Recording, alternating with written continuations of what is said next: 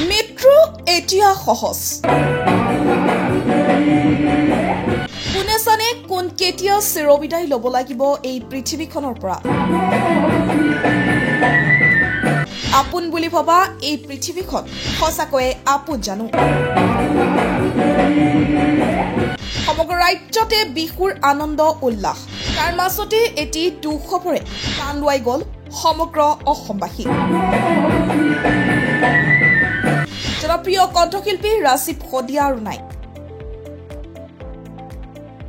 সোমবাৰে অসম চিকিৎসা মহাবিদ্যালয়ত শেষ নিশ্বাস ত্যাগ কৰে কণ্ঠশিল্পীগৰাকীয়ে দেওবাৰে নিশা তিনিচুকীয়া জিলাৰ ফিলবাৰীৰ ৰহবাৰী পৰ্যটন মেলাৰ সাংস্কৃতিক অনুষ্ঠানত গীত পৰিৱেশনৰ বাবে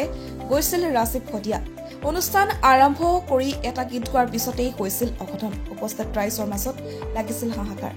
মঞ্চতে ধৰি পৰিছিল জনপ্ৰিয় কণ্ঠশিল্পী ৰাজীৱ শদিয়া হৃদৰোগত আক্ৰান্ত হৈ মঞ্চৰ পৰা তলত পৰিছিল শিল্পীগৰাকী নিশাই তততৈকৈ ডিব্ৰুগড়ৰ অসম চিকিৎসা মহাবিদ্যালয়ত ভৰ্তি কৰোৱা হৈছিল শদিয়া এমচিএইচৰ আইচিইউত চিকিৎসাধীন ৰাজীৱ শদিয়াই সোমবাৰে মৃত্যুৰ ওচৰত হাৰ মানে তাৰ খবৰটো বলছুৰ দৰে বিয়পি পৰে সমগ্ৰ অসমতে লগে লগে বিভিন্নজনে তেখেতৰ মৃত্যুৰ প্ৰকাশ কৰাৰ লগতে আত্মাৰ সদ্গতি কামনা কৰে তেখেতৰ মৃত্যুৰ সময়ত তেখেতৰ পত্নীৰ সৈতে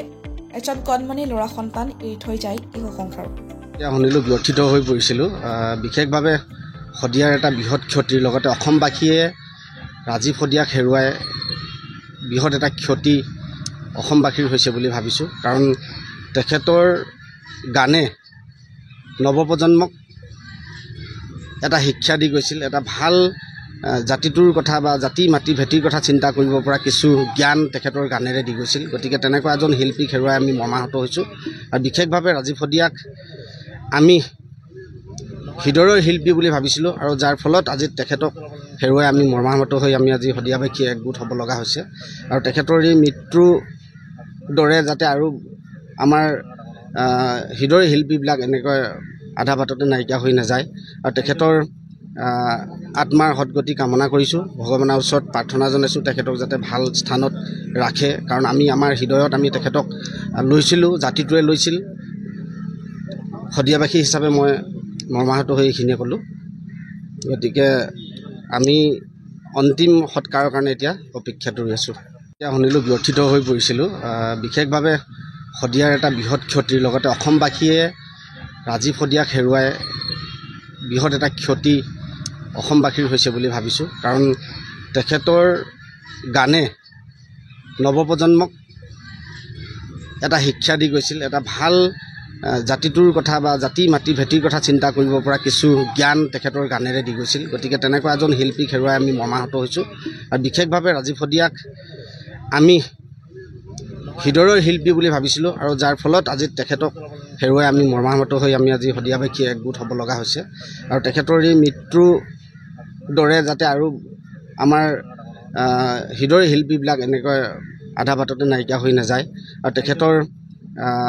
আত্মাৰ সদ্গতি কামনা কৰিছোঁ ভগৱানৰ ওচৰত প্ৰাৰ্থনা জনাইছোঁ তেখেতক যাতে ভাল স্থানত ৰাখে কাৰণ আমি আমাৰ হৃদয়ত আমি তেখেতক লৈছিলোঁ জাতিটোৱে লৈছিল শদিয়াবাসী হিচাপে মই মৰ্মাহত হৈ এইখিনিয়ে ক'লোঁ